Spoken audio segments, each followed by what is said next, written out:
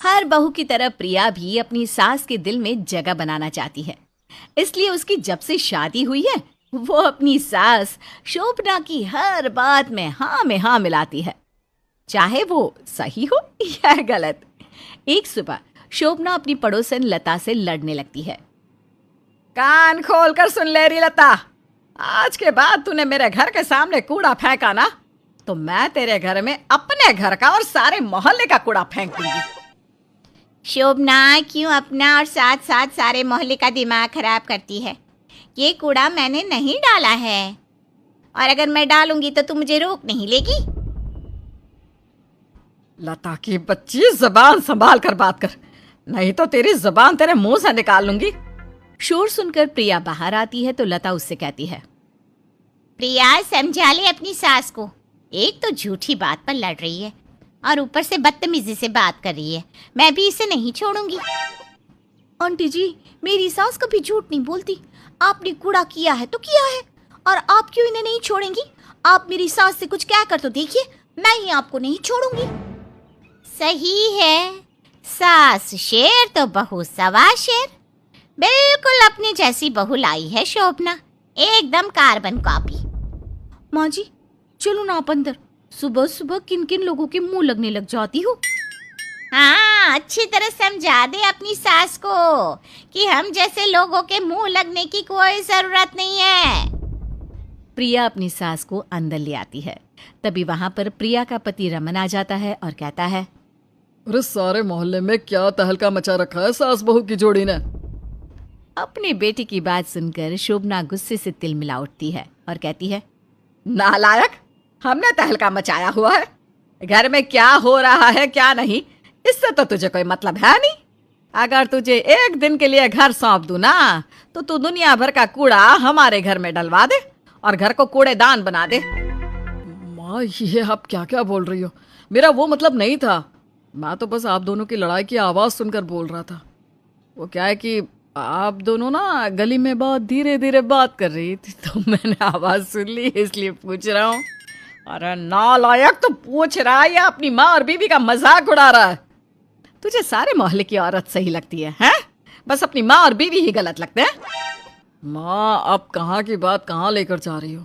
अब गलत समझ रही हो। माँ कभी गलत नहीं समझती, वो हमेशा सही कहती हैं। और आज की बात ना आप कभी माँ से इस तरह से बात नहीं करोगे। हाँ, बस तुम्हारी ही कमी रह गई थी। माँ इतनी देर से सुना रही है मुझे और अब तुम भी एकदम तैयार बैठी हो मुझे उल्टा बोलने के लिए। माँ की चमची। माँ जी देखिए ना, मुझे चमची बोल रहे हैं। हाँ, बस बकवास करवा लो इससे। जो काम इसे करने हैं वो तो इससे होते नहीं, और बाकी के फालतू काम बड़े अच्छे से कर लेता है ये। इस तरह दोनों मिलकर रमन को चुप करवा देती है। अगले दिन उनकी काम वाली मंजू वहां आती है। तभी शोभना उससे कहती है, मंजू, काम तो 4 घंटे में करती है लेकिन बिल्कुल ठीक से नहीं करती। देख रही हूँ आजकल तेरा काम में मन ही नहीं लगता। क्या बात कर रही हो माता जी, मैं तो काम भी जल्दी करती हूँ और अच्छा भी करती हूँ। सारे मोहल्ले में मेरे और मेरे काम की तारीफ होती है। अरे बस कर मंजू, अपने मियाँ मिट्टू बनने की जरूरत नहीं है। जितना कहा करूँ उतना ही किया कर, और काम में ध्यान लगा, नहीं तो मुझे कोई और काम वाली ढूंढनी पड़ेगी। अरे माता जी, ये क्या बात कर रही हो? आप मेरे होते हुए कोई और काम वाली ढूंढोगी? ऐसा कभी नहीं हो सकता। और माता जी, ये बात ना आप बिल्कुल गलत बोल रही हो कि मैं अपना काम ठीक से नहीं करती। चुप कर मंजू, बहस मत कर। माँ जी जो भी बोल रही हैं सही बोल रही हैं, आगे से ढंग से काम करना। अरे भाभी जी, आप तो रहने ही दो। अभी कल ही तो मेरी तारीफ कर रही थी और आज माता जी की हाँ में हाँ मिला रही हो। अरे माता जी, दिन को अगर रात और रात को दिन बोलेगी ना तो आप अपना दिमाग नहीं चलाओगी, ऐसा ही बोलोगी जैसा आपकी सास बोलती है। मंजू सच में बहुत बोलती है तू। माँ जी एकदम सही कहती है, तू काम कम करती है और जुबान ज्यादा चलाती है। चल यहाँ से, इससे पहले कि तेरा पत्ता साफ हो जाए। इसी तरह प्रिया अपनी सास की हर सही या गलत बात पर उनका समर्थन करती। एक दिन प्रिया खाने के वक्त रमन से कहती है, रमन जी, माँ जी पता नहीं क्यों ये उड़द की दाल बार बार बनवा लेती है, मुझे तो बिल्कुल पसंद नहीं है। अच्छा, तो माँ से बोल दो ना तुम्हें ये दाल पसंद नहीं है। हाँ तो इसमें कौन सी बड़ी बात है, बोल दूंगी। दोनों बात कर ही रहे थे कि तभी वहां शोभना आ जाती है। अरे क्या बातें कर रहे हो दोनों? कुछ नहीं माँ, प्रिया कह रही थी कि ये दाल। हाँ माँ जी, ये दाल ना मुझे बहुत पसंद है, तभी तो आपके कहने से पहले ही मैं ये दाल बना लेती हूँ। रमन प्रिया की बात सुनकर हैरान हो गया। तभी शोभना कहती है, हाँ ये तो है, मेरी बहू मेरे कहने से पहले ही ये दाल बना लेती है। ये दाल ना मुझे बहुत पसंद है। हाँ माँ जी, आपको पसंद है तो मुझे भी बहुत पसंद है। शोभना खाना खाकर चली जाती है। तभी रमन प्रिया से कहता है, प्रिया, तुम माँ की इतनी चापलूसी क्यों करती हो? मैं कहाँ चापलूसी करती हूँ? माँ की बात मानना चापलूसी नहीं होता। माँ की बात मानना चापलूसी नहीं होता है, लेकिन माँ की हर गलत बात का समर्थन करती हो, ये भी तो गलत है ना। माँ जब किसी से लड़ती है तो माँ को समझाने की जगह तुम भी उनके साथ लड़ने लगती हो। क्या रमन, आप बिना एक बात के पीछे पड़ जाते हैं तो पड़ ही जाते हैं। अरे माँ से कोई लड़ता है तो क्या माँ को मैदान में अकेला छोड़ दूं? अरे मैदान में अकेला छोड़ने के लिए नहीं बोल रहा हूँ, गलत को गलत तो कह सकती हो ना। अब दाल की बात देख लो, तुम्हें बिल्कुल पसंद नहीं उड़द की दाल, लेकिन माँ की वजह से तुम ना ये सिर्फ बनाती हो, खाती भी हो। अरे तो क्या हो गया? अगर मैं माँ को बोल देती कि मुझे दाल पसंद नहीं है तो माँ को बुरा ना लगता, इसलिए उनका दिल रखने के लिए मैं ये सब करती हूँ। आप तो पता नहीं बात को कहाँ से कहाँ ले जाती हो।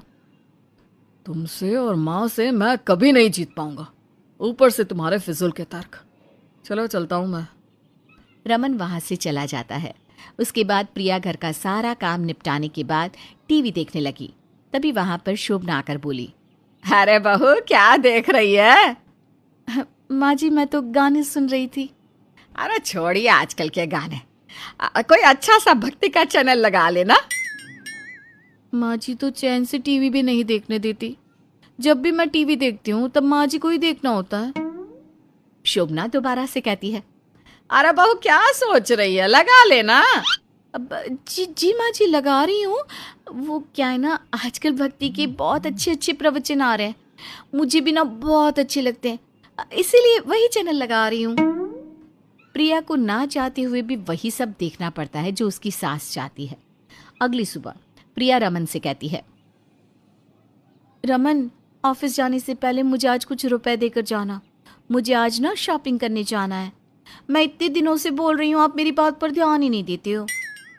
अरे डार्लिंग कितने रुपए चाहिए बताओ, अभी देता हूँ। अरे बहू आज बाजार जाएगी क्या?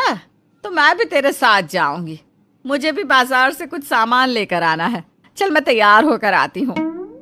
शोभना के जाते ही प्रिया रमन से कहती है, हो गई आपकी माँ जी तैयार? मुझे अकेले कहीं जाने ही नहीं देती, अब अपनी पसंद की सारी चीजें दिलाएंगी मुझे।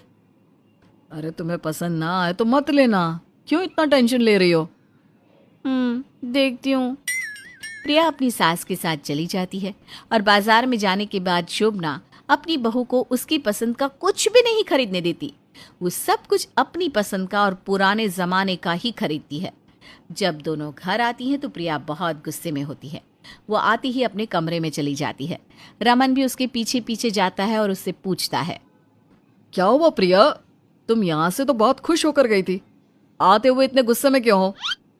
आपकी माँ ने मुझे कुछ भी मेरी पसंद का नहीं लेने दिया, मुझे बहुत गुस्सा आ रहा है। मुझे सारी चीजें अपने जमाने की दिलवाई है। तुम ही तो माँ की हर बात का समर्थन करती हो, और तुम ही तो कहती हो कि माँ का दिल रखने के लिए तुम ये सब करती हो, तो फिर दुखी क्यों हो रही हो? मैं तो तुम्हें बहुत समझाता हूँ, पर तुम मेरी बात मानने के लिए तैयार ही नहीं होती। आप ठीक कहते हो, आज की बात मैं माँ का किसी बात में साथ नहीं दूंगी। अगले दिन उनके घर पर सब्जी वाली सब्जी देने आई तो शोभना उसे डांटते हुए बोली, क्या रे निम्मा, मोहल्ले भर में ताजी सब्जी देकर जाती है और हमारे यहाँ 4-4 दिन पुरानी सब्जी लेकर आती है। ये क्या बात कर रही हो माता जी? मैं तो सुबह सवेरे उठकर सब्जी का टोकरा सीधा आपके घर लाती हूँ। खराब सब्जी देने का पाप नहीं कर सकती मैं, चाहो तो अपनी बहू से पूछ लो। चुप कर निम्मो, सुबह सवेरे मुझसे झूठ मत बुलवा। माँ बिल्कुल सही बोल रही है, तो बेकार सब्जी देकर जाती है।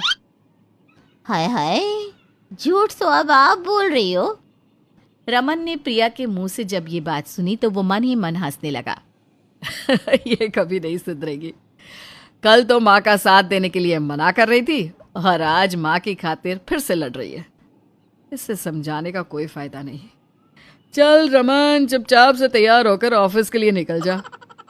इस तरह प्रिया अपनी सास की हर गलत बात में उसका साथ देती और उसकी चापलूसी करती है। हालांकि इसका खामियाजा कभी कभी खुद प्रिया को उठाना पड़ता था, लेकिन फिर भी वो अपनी सास की चापलूसी किए बिना बाज नहीं आती है।